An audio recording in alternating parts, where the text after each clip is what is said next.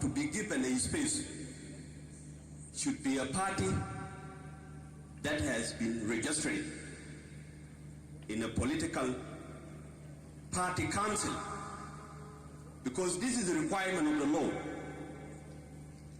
Under what ground are you going to exercise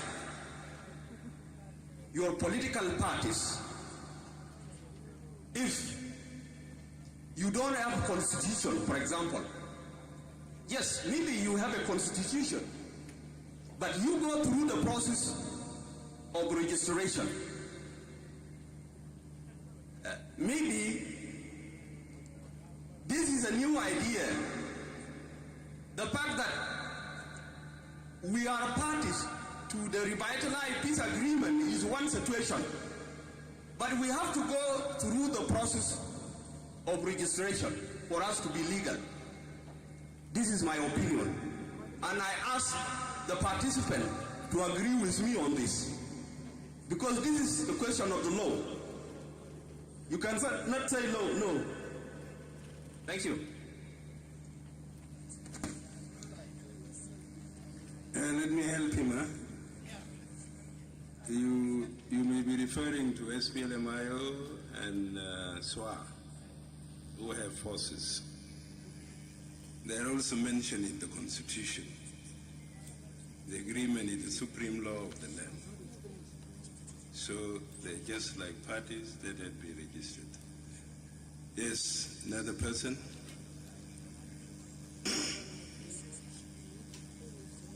Yes, I don't see them. They're blocked by this.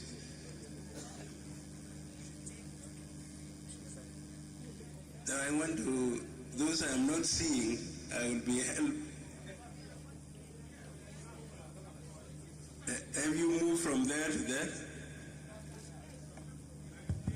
Okay. We don't see them, those people who are at the other end. Very quickly, I want to just build on what Governor Rinchen was adding to number 32. That is complete training and deployment of necessary unified forces.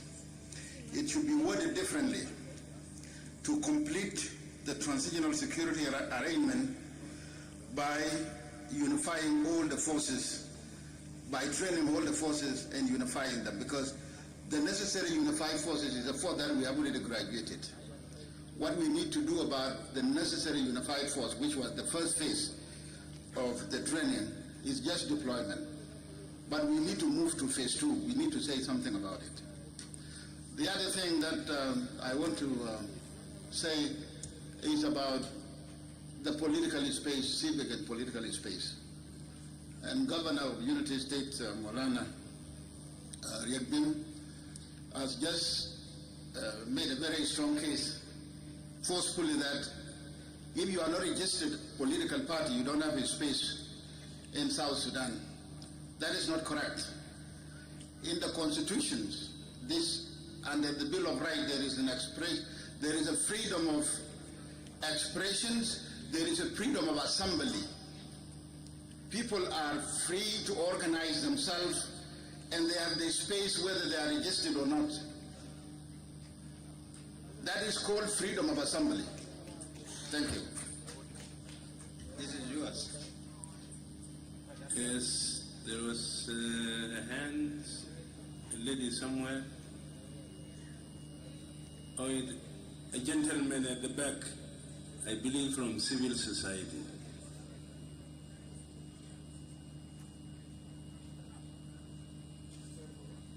Thank you, Your Excellency. We have a concern. Our concern is this: we are here to participate like other governors. You got it now? Yes. So don't complain. My name is Termanyang. I work with Center for Peace and Advocacy as Executive Director, a civil society member. But my question is going to the Professor Abenigo, the Chairperson of Electoral Commission. Professor, there's allegations in your institutions that the people were disconcerted by the political parties. They are not collaborating with you. There's a division among your members. A recent case, one of your employees attempted to steal the money. It's been arrested. And we need to know the circumstances why this person has been released. This is one clarification. And I want to put another concern also, Your Excellency. The recent extension of R-ARCSSS, there's no specific metric on how you are going to implement these 24 months. And this is a concern to all of us, because you cannot just extend the peace agreement without giving us the specific timeline. And this activity is going to take place this and this. This is a concern. I want to add another recommendation on the solutions, is that all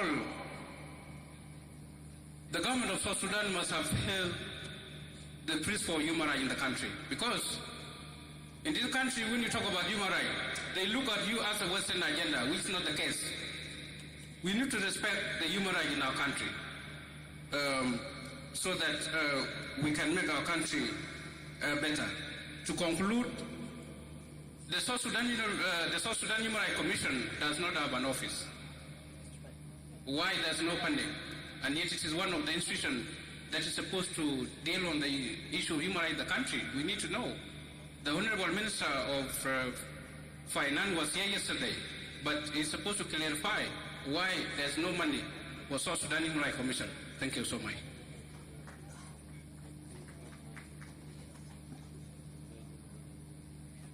Okay.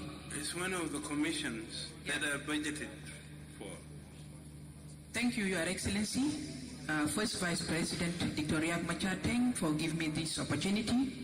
I'm called Dudusabit Abdallah. I'm representing South Sudan Civil Society Alliance. Mine is just recommendation. Also, I want to add recommendation on intergovernmental relations. The issue of investment, we talked yesterday, we talked about the issue of investment is very important. We need also to provide conducive environment in the states so can attract the investors to come and invest in the states. And also the issue of cattle rate. You know, أننا عارفين كويس يعني مزارع ما بعيش ما روعة.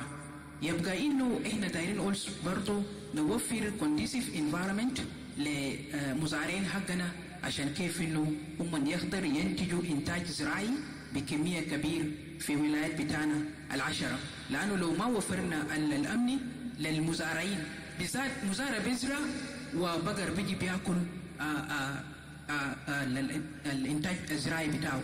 This is very important لأنه ما بس في كل ده لكن I know that في issue was raised concern about the issue of cattle to move from the territory of the place which people are cultivating. But our issue is that we need, at the central equatoria, there is some cattle moving around and then eating the biakulu mazare bitat al-muzarin. We need these issues should be addressed. It's really very important.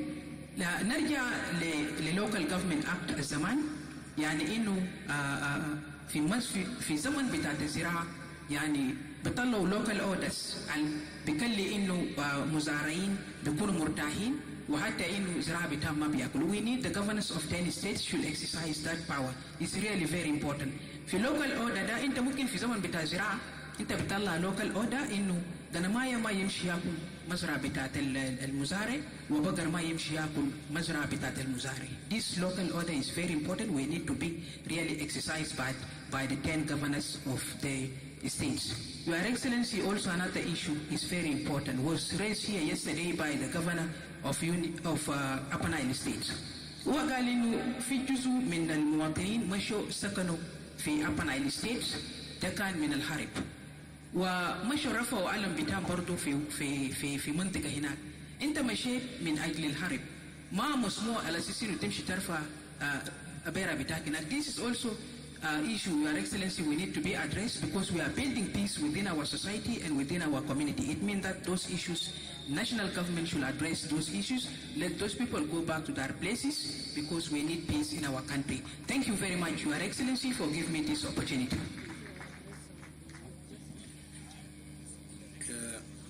You know, خلينا نعلق شوية عن البقر.